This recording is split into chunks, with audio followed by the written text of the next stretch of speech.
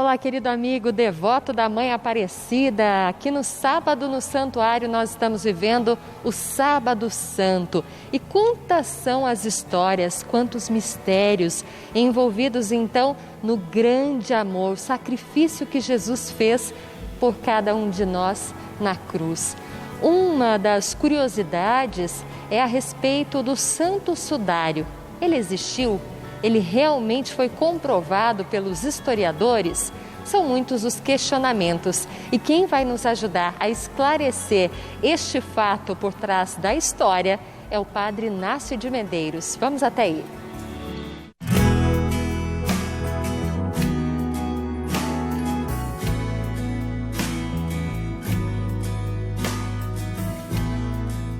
Bom, e me encontrei aqui com um grande amigo que nos ajuda sempre a esclarecer diversas dúvidas, curiosidades sobre a nossa igreja. Padre Inácio, sua bênção, tudo bem? Deus abençoe você, a todos que estão nos acompanhando.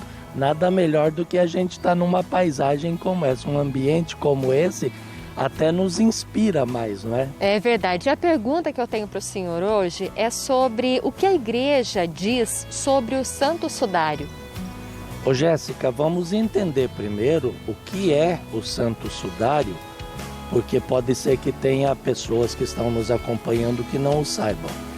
O Santo Sudário é um grande tecido que tem mais ou menos 4,5 metros de comprimento por cerca de 1,5 metro de largura, e os estudiosos mediram até a espessura, são 32 milímetros a espessura desse tecido, que segundo a tradição, segundo a história, tenha coberto o corpo de Jesus depois que ele foi levado para a sepultura.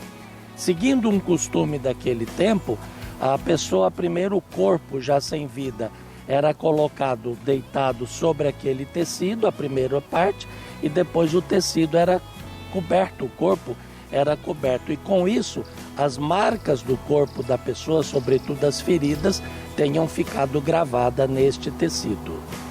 Muito interessante. Dessa forma é que nós então encontramos o Santo Sudário de Jesus?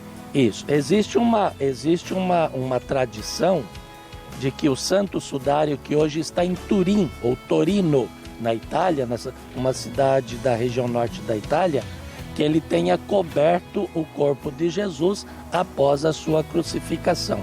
É importante a gente lembrar, e isso é importante, Jéssica, que foram feitos muitos estudos, testes inclusive, para tentar provar a autenticidade do sudário. Isso é importante até um certo ponto, porque a gente precisa lembrar duas coisas.